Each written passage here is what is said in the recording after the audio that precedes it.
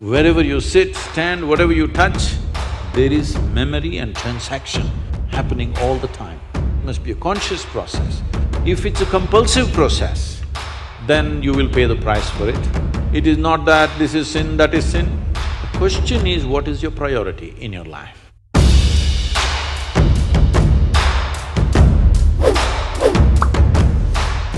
Sadhguru, how can a person stay committed to someone in a relationship? Is it natural to love someone and yet be sexually attracted to others? What should be the proper course of action that should follow, or how does one handle this? See, there is a psychological integrity, there is emotional integrity, but there is a biological integrity also. Integrity does not mean morality. Integrity means you create a situation where it works best for you. So when we say integrity, suppose I say, there is a certain integrity to my body, this means it's strong and resistant to a whole lot of things, isn't it? It doesn't mean I'm morally stuck in something. So I'm talking about… I want you to understand the word integrity in that context. We are talking about integrity in terms of strength of this life. So if that is the thing, is it true? Do you remember how your great-great-great-great-great-grandmother 10 generations ago looked like? Do you remember? No. But her nose is sitting on your face. Yes or no? Body remembers, isn't it? Body remembers your forefathers 1,000,000 years ago. Yes or no? So what you're calling as my body is a heap of memory, isn't it so? Yes. Memory or no? See, now from Nepal you came to Shillong, you eat a lot of this Meghalaya food, your features won't change because your body remembers what is your genetics, no matter what. Or you start eating, let's say, cow's food or dog's food, your body will not get confused and become a dog or a cow because there is evolutionary memory in this. Do what you want, it never gets confused, isn't it? You start thinking I'm a dog and start barking like one, still the body won't change. Yes or no? Mentally you can, but body has such a deep-rooted memory. So this entire body, what you have, is essentially a certain integrity of memory.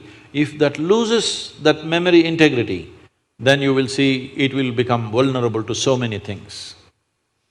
Now, the nature of the body is such that anything that you touch with a certain level of involvement will naturally absorb that memory. Not mentally, physically it'll absorb that memory. Traditionally in this culture, we call this Runanubandha. You heard of such a word? Runanubandha. What this means is physical memory that you gather. Why people… you will see this with people, let's say in their home, they will go and sit in one place. This will usually the older people you will see, they want to go and sit in the same place. They won't sit in another place. Have you noticed this? Even your dog, he comes, if he wants to sit here, he'll smell this, he'll smell that, he'll smell that, he'll smell that. And after much searching, he will settle down in that particular place. Next time you chase him somewhere, he comes, he goes and sits in the same place. Because there is memory. Today there is forensic equipment where you're sitting here right now, you went away. After 2, 3, 8 hours, if they come, not with a dog can easily do it. But with forensic equipment, we come here and just check this chair and we know it was you who was sitting here, not somebody else. So there is memory. Wherever you sit, stand, whatever you touch, there is memory and transaction happening all the time. Well, you come from Nepal, in India also it's very much there, in south is very strongly there, north maybe it's become weakened.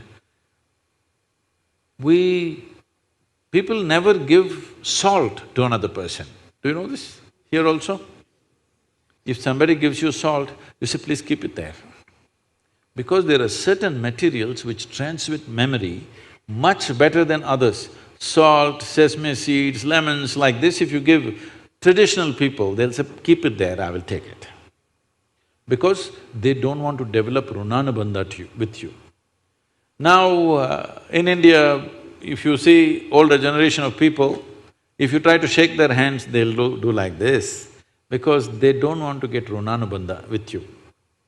Because the idea is to keep the integrity of your body's memory in such a way that it doesn't become vulnerable to other things, that you become a very integrated life. If you want to nurture yourself to be a certain possibility, then you have to maintain the memory integrity. This is what Runanubandha means. You keep your physical memory to the minimal. A sexual interaction is something where a huge amount of memory is taken from one to the other. So, always, not in this society, everywhere else, forever people saw the advantage of keeping that memory to the minimal. If you make that memory very complex, you will see to be at ease will become very difficult after some time. There will be pleasure, but there will be no joy in your life. You can observe people, don't go by what I'm saying. You can observe people, they will have pleasure, they will giggle all the time, but you look at them, there is no joy in them, there's no ease. Because the ease will go away with excessive memory. This is not only with sexuality, there are many other things that you do like this. Right now you see this very much in the Western societies. Wherever I go, especially in America, people will come, "Sadhguru, where is my hug?" I say, "It must be with you. Why is it with me?" It is not like at a certain moment when you feel close to somebody, you hug them. It's like all the time you have to touch people. Because today's psychiatrists are analyzing these things and saying that is because they have not been sufficiently touched by their mothers and parents at an early age. When they grow up, they're desperately longing to touch somebody all the time. All these things have a serious impact on one's life. How much physical contact when the child is born, this will determine how much physical contact they will long for later on. And the memory of what an infant picks up from the mother at that time, because till a child becomes 4.5 years of age, in many ways, energy-wise, it's not a separate life. It's still attached to the mother's body. Actually, if by nature if people go till then, they must be drinking the mother's milk and connected up to 4.5 years, that's how naturally it was. So, the energy doesn't mature. At that time, more and more memory that you get from the mother is better and better to strengthen this. But once the child begins to move out and becomes an individual, life is organizing itself. People come to me and say, "Sadhguru, can you bless my daughter, can you bless my son?" First thing I ask is, how old? If they say 15, 16, 18, all right. If they're over 21, I say no. Because me blessing you, blessing will not go to your child. You may still think emotionally that's my child, but as far as life is concerned, it's become fully separate. Generally, the course of life is considered to be approximately 84 years or 1008 cycles of the moon. The cycles of the moon and our body is very directly connected. Only because our mother's bodies were in sync with the cycles of the moon, we are born, otherwise we wouldn't be born, isn't it? Hello? So, a full life is considered 1008 cycles of the moon, which will approximately considered as 83 to 84 years. So if one crosses 84, it's considered a full life. In this, the first quarter is the only time when it is connected to parentage. After that, the child must move, because energy-wise, you cannot connect those two lives anymore. So that is when the longing, if you have not created enough integrity within yourself, the longing for another body multiplies. Even though the hormonal phase may be higher between 15 to 20, the longing to bind and bond with somebody increases after 21 years of age, because unknowingly you're like a satellite who fell off the main mother. You come off the motherboard. Now you want to attach to something unless you find some integrity. This is why between 12 and 18, one must do lot of sadhana to strengthen the body. so that you don't desperately bind yourself to something or somebody. You must consciously, if you wish to take a partner, it must be a conscious process. If it's a compulsive process, then you will pay the price for it. This is not a question of morality.